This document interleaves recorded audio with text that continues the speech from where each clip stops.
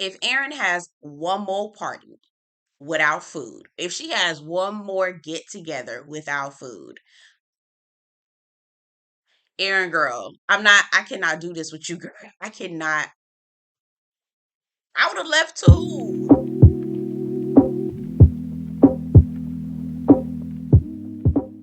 Hey y'all, welcome back to my channel. My name is Belle and this is the Belle Perspective. And today we're going to be reviewing The Real Housewives of New York, season 14, episode 6, Anniversary. Not sorry. But before we get into that, I've got a couple housekeeping items. Let's get into that first. This is a growing channel. And what that means is I need your help. Go ahead and hit the subscribe button for me. Okay. You're going to like it over here. If you haven't already subscribed, we review TV, we review books, movies. We talk a little bit about the foolishness on the internet. We do all sorts of things over here while building community and having a little kiki on the side. So if that's what you're into, that's what you're here for, hit subscribe. You're going to like it for sure over here. Okay. Let's get into this review. Let's just have a conversation. I feel like when I have conversations, it goes smoother and a whole lot easier. So let's just do that. Um, Ubah takes Erin to Jacob and Co. So is this the Jacob the jeweler that's in like Beyonce's songs from Upgrade You? Remember that song, y'all? I was like, is this Jacob the jeweler? Ubah has arranged for Erin to be able to borrow like $500,000 worth of jewelry. That's why we love Ubah. Ubah just comes in, does a little fun stuff here and there, and then she be out. I like Ubah. I appreciate that the black woman is not involved in all the mess. Brynn and Jessel get together. They are trying to figure out exactly what they're gonna wear for the party. Y'all, we still have yet to see where Brynn lives, y'all. Where does she live? We also see Jenna and her good friend who's an architect and their interior design stuff. I remember seeing Jenna on some sort of documentary. Maybe it was like, I don't remember what it was, but it was on YouTube because I like watching interior design items, pieces, things. Not necessarily like house hunters and stuff like that, but there's used to be this show, and y'all get down in the comments and let me know if y'all remember it. Design on a Dime with Candace Olsen. Baby, I used to love that show. Design on a Dime.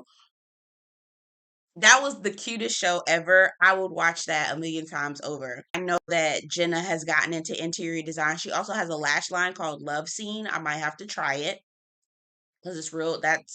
I know Jenna's gonna do a natural lash. She's not gonna do all that spider leg mess. So they show a little bit of that.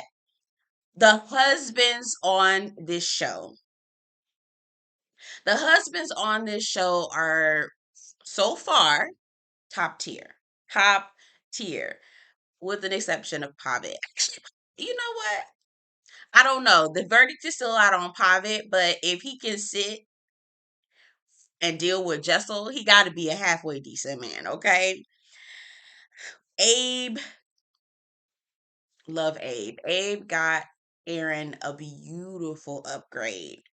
When I tell you this ring, I'll marry you too, Abe. That ring, oh, beautiful, beautiful, beautiful. And he just seems like a down to earth person. You can tell he's very involved with his kids. He takes on all of the responsibilities. He's not just those are your kids. You know what I mean? Like the raggedy Marceaus and Martels of the world. He complete opposite. Not that. David, who is Sai's husband,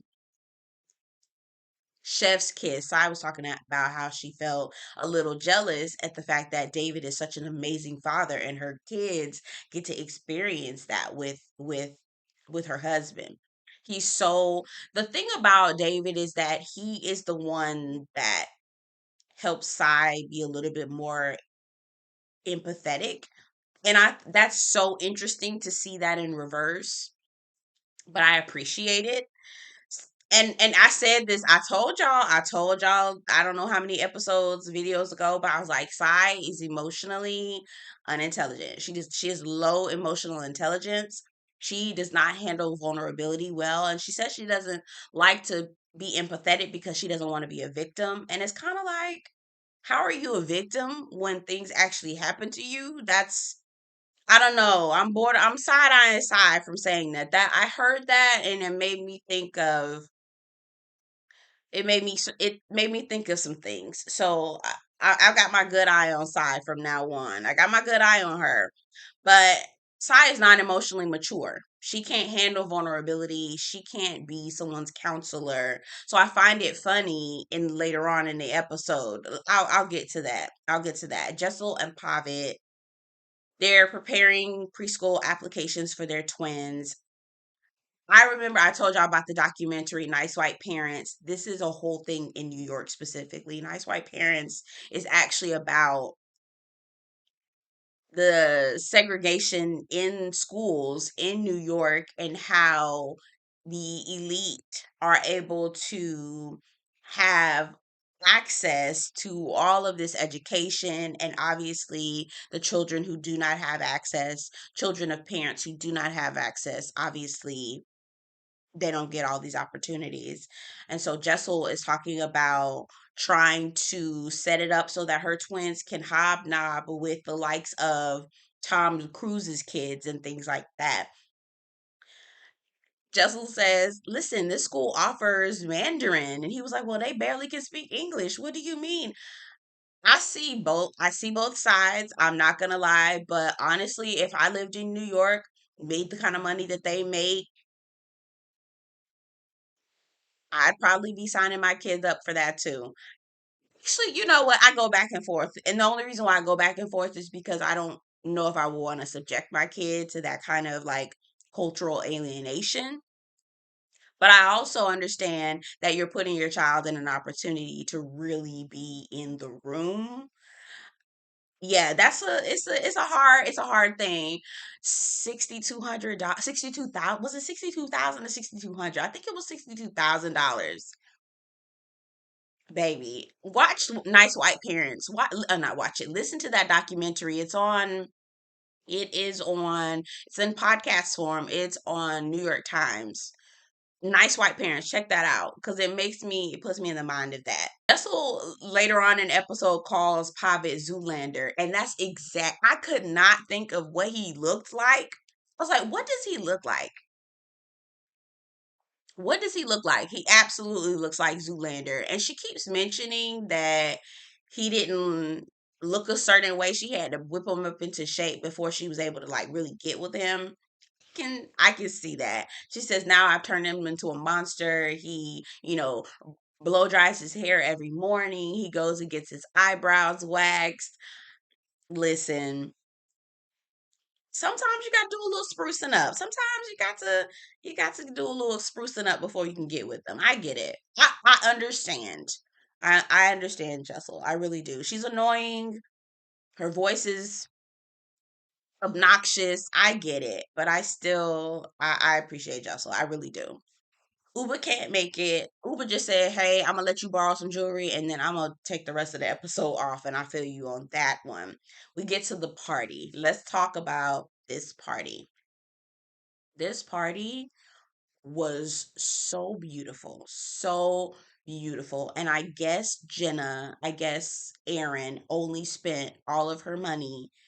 Actually, you know what? Let me run that back. Let me walk that back because she didn't spend any money. She had an extensive list of sponsors. And I'm wondering if those sponsors that she had also were the speakers because she had like a slew of speakers with 4 and 5 pages worth of notes talking at this event. It's like, oh my God.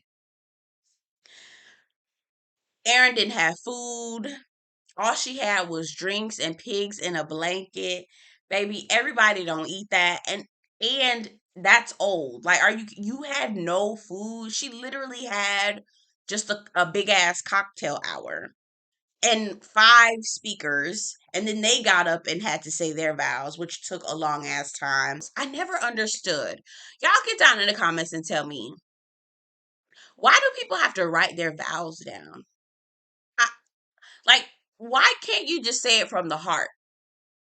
Is there a reason why people have to write their vows down and tell somebody how they really feel about someone else?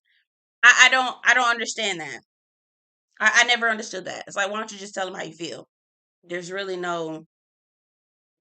But then again, a lot of people don't know how to tell people how they feel. Okay, never mind. Anyway, Erin's sister came over and was basically trying to check the girls, like, y'all need to listen, y'all need to pay attention. But girl, how I was with Sai. She was like, you telling us to shut up, but these speakers, y'all have 5 speakers. Tell them to shut up so we can go eat. Your girls are chatting about going to Nobu because they're absolutely hungry. When I'm hungry, two things about me: don't fuck with me when I'm hungry. Don't fuck with me when I'm tired. I've got about a good, and I'll start telling you when I'm about to power down. I'll be like, all right, y'all. Okay. I give you the okay. I give you the first okay. And then I'll give you the second okay. All right. You hear that? And then I'll be like, all right, y'all. I'm hungry and or I'm tired. And I either got to go or you getting cussed out. One of them. One of them. I'm just listen. So I can't fool with Erin. She don't like to feed people. Do not bring people together if you don't plan on feeding them. Uh, That's insane. That's insane. Somebody breaks a plate or glass or something over in the distance, and Brynn says, "Oh, don't worry, it's sponsored." Brynn, not too much on her. I ain't gonna say nothing because I know y'all love the girl, but child, it's a mess. Brynn is with Abe.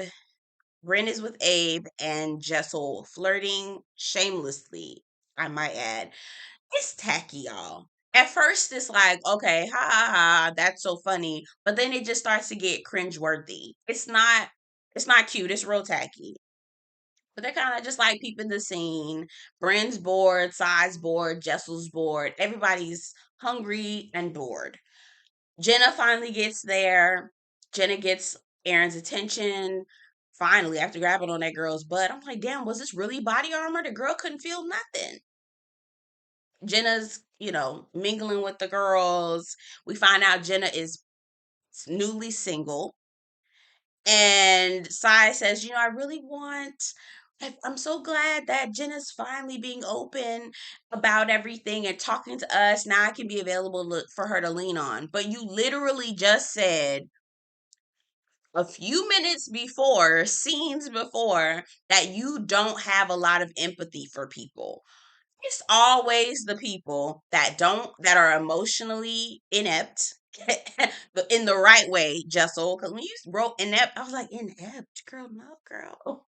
You basically said your kids can't, right? Anyway, so it's the people who are emotionally inept, the people who are lack vulnerability, lack empathy. It's always the ones that don't have any of those things, who cannot handle other people's emotions, that want you to be vulnerable with them, that want you to tell them your business. For what, girl? If I open up to you, you ain't gonna be able to handle it. What are you talking about? You don't create a safe space. It's always the people who do not create safe spaces that want you to be in a safe space. Like, create one first, and then maybe it might happen. Sai gets on my nerves with that. I'm like, girl, if you don't go somewhere, don't nobody want to talk to you. You barely. No, keep it surface level with Sai. Sai is very surface level. She's somebody you could never really like open up to and talk to like that. But then she wonders why nobody want to talk to her about nothing. Girl, you handle your shit first, and then maybe get your shit together, learn how to be a little bit more emotionally available, and then maybe somebody might want to talk to your ass. Girl, go away from me. Jessel. Jessel asked about a threesome with Jenna. I said, Jessel want a hall pass, y'all. Jessel wants a hall pass. Baby, that marriage with Pavit. Ooh, I don't know. I don't know, y'all. Jessel sound like she want to pivot, is what it sounds like. She wanna she wanna do a little detour. Okay. Ooh. I don't know, y'all. I'm giving this marriage maybe a good 2 more years. I'm giving it a good 2 more years, and now it's in the spotlight. I don't know, Jessel. I don't know, girl. Erin is setting up to go change her dress, put on something different. She had two outfits for the evening. She makes sure to tell all the girls, Don't you guys leave. Don't you leave." And I'm thinking to myself, where is the food? Girl, can you at least order some pizzas? When are these people going to eat, girl? And she expected people to sit there for hours, for however long, and not have eaten? So I was like, no, ma'am, I'm about to go. I got to go. I do not have time. I'm not fooling with you. I'm getting something to eat. And I was her. She ends up leaving. Erin, again, here we are in the same space that we were from the beginning. Erin didn't feed anybody. Erin, you know what I mean? Like, she put all this together, but then missing the main elements. Like, girl, how do you put a party together? You only have alcohol. You don't have any food. Are you kidding, girl? What is your problem? Where do they do that at? So I leave. She doesn't say anything. She just goes. She's finna get some food. Erin comes back with her changed outfit. It's real cute. I'm like, maybe the reason why Erin is so thin is because she doesn't eat anything. It's got to be that. It's got to be that. They take pictures. Erin's offended. That side leaves and doesn't say goodbye. She said she did the exact same thing that she told me Jenna said Jenna did was rude. I mean, she has a point there. But also, girl, why the hell you not feeding people? Don't put no party together and you ain't no food on the menu. Cause I'm not finna come either, and I'm not staying long. And that's just on period. Who? Okay. Hey, y'all get down in the comments. Let me know what y'all think about the episode. Again, I'm starting to wonder where the hell not Jenna, where the hell Brenna lives. Brenna. Y'all, these names. I'm turning into a black woman for real. Oh, auntie. I'm turning into auntie. Not getting people's names right. Where the hell does Brynn live? Get down in the comments. Let me know what y'all think about the episode. And I'll see you guys in the next one. Take care.